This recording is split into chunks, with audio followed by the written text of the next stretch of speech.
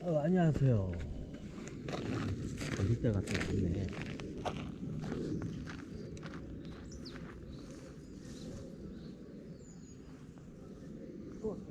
있네.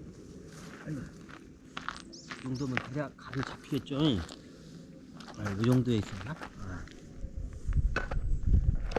아이고, 이놈의 야식이야. 아이고. 한번 떡봉지에 재선했다고. 오늘은 한번 원래 제 주식 통찰 그 강의를 갖다가 좀 이제 올릴 때가 돼서 지금 촬영을 하는데 어떻게 제가 밖에 나와서 그냥 촬영하게 됐습니다. 요즘 시끄럽죠? 채권 시장도 그렇고 막 난리가 아니죠. 이제 뉴스에 나오죠. 뉴스에 나온 것보다 더 심각해요 지금 상황이.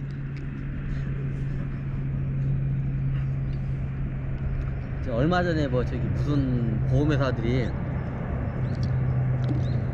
보험료를 지급을 해야 하는데 보험료를 지급을 못하는 사태가 발생을 했어요.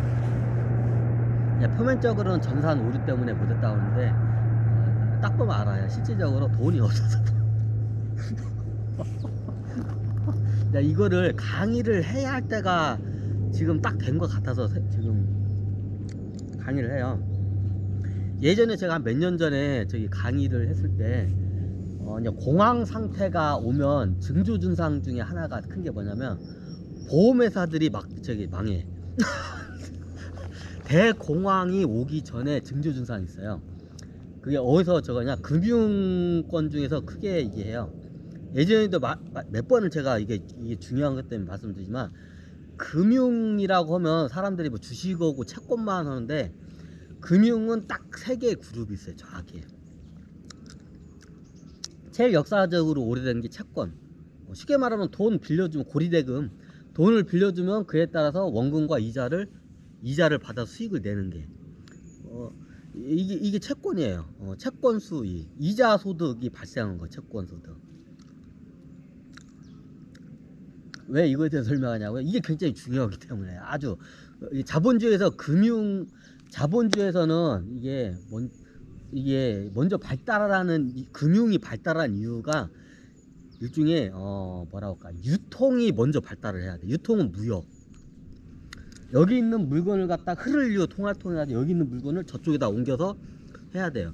그럼 여기 있는 물건을 저쪽으로 옮기려면 저쪽으로 옮겨가서 팔아먹어야 돼. 그러면 저쪽에 있는 먼 물건을 대신 받고 와야 돼요. 이제 여기서는 뭔가 물건을, 내가 상인이면 우리나라에서 물건을 뭘 사가지고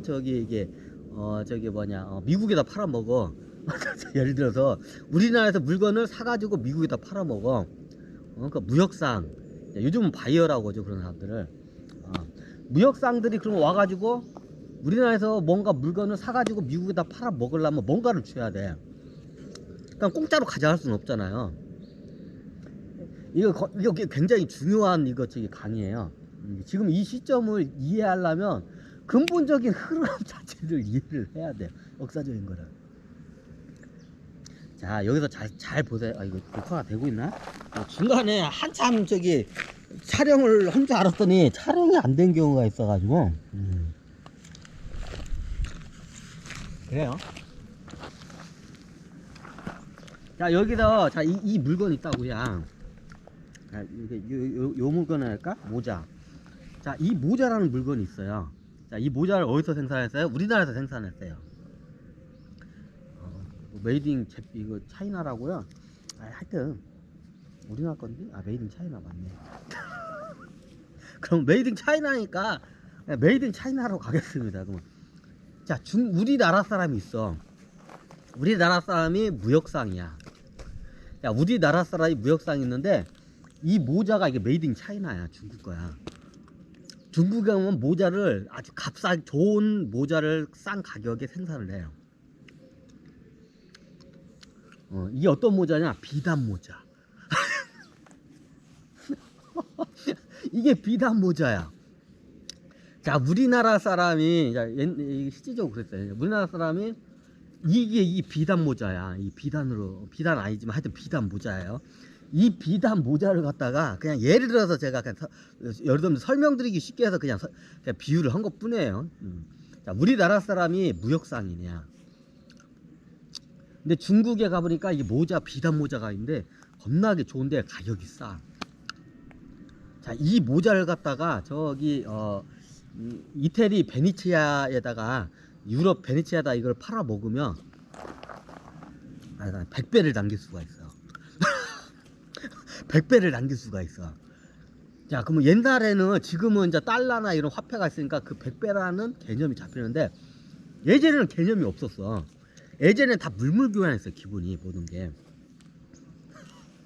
그러면 이거를, 이 비단 모자를 중국에서 살려면 뭔가 필요해. 근데 예전에는 돈이 없었어. 예전에는 뭘로 했냐요? 전 세계적인 어디든지 다 통용이 되는 물건이 있어요. 그게 뭐냐? 금, 은. 금이 첫 번째고 그 다음에 은이에요.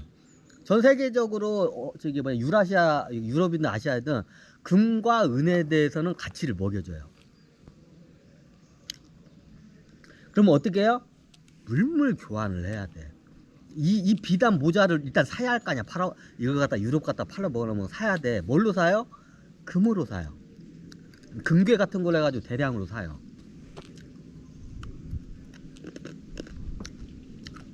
야, 이게 금이라고. 아, 여기 노란 게 있네.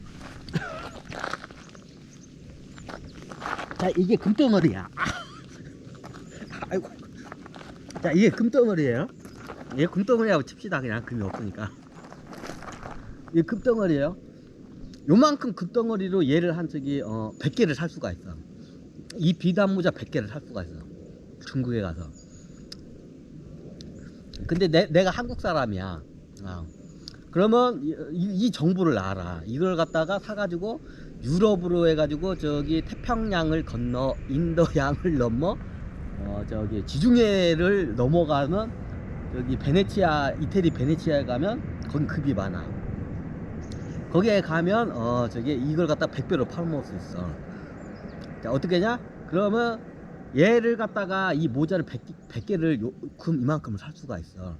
근데 이 금을 이 금을 갖다가 이 100개를 정확히 살 수 있어. 이거를 요만큼으로 비단 모자를. 그러면 이걸 갖다가 싣고 저기 베네치아로 가면 이거 100배 주고 팔 수가 있어. 그러면 이 모자 한 개당 이만큼의 금이 나오는 거야. 자, 이해가 되시죠? 예전에는 그렇게 했어요. 예전에는 화폐라는 게 없었기 때문에 요즘처럼 동일적으로 동서양을 다 저기 그 가치를 먹여주는 그 동산, 정확히 따지면 동산이에요. 동산 중에서 어디든지 변치 않고 쉽게 이동이 가고 무게가 가볍고 이동이 가면서 이게 박살나 부셔지거나 이게 변치 않고 다 이게 통용이 되는 게 금이야. 그럼 금 이만큼으로 중국에서는 100개를 사와.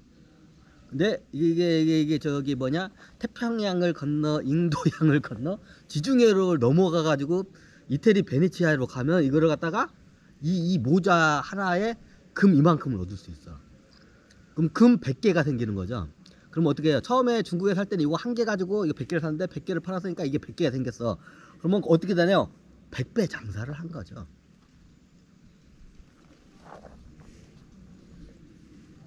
그렇죠. 아니, 왜 그거에 대해서 설명해서 지금 현 시점하고 우리가 역사적인 뿌리를 한번 곰곰이 생각해 보시면 지금 우리가 굉장히 웃기는 세상에 살고 있다는 거를 바로 눈치챌 수가 있어요. 자, 예전에 이겼어요. 이게 당연히 합리적이죠. 그러면 여기 우리나라 사람이 이걸 알아.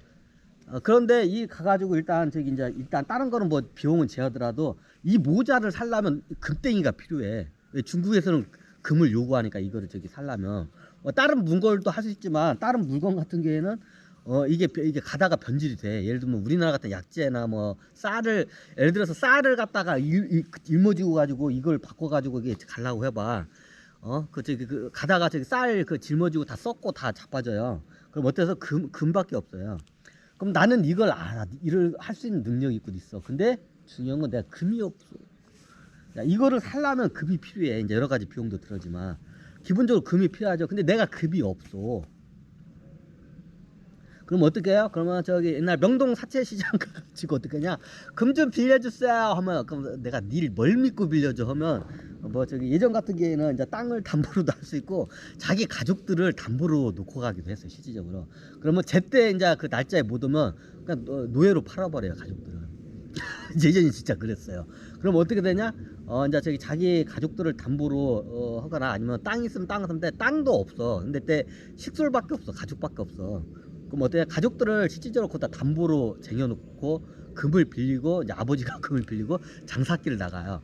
그러면 이게 약속 날짜가 이제 있을 거 아니야. 약속 날짜에 못 오면 그때는 이제 저기 그 명동사채업자가 그냥 이제 노비로 팔아버리는 거야 이제.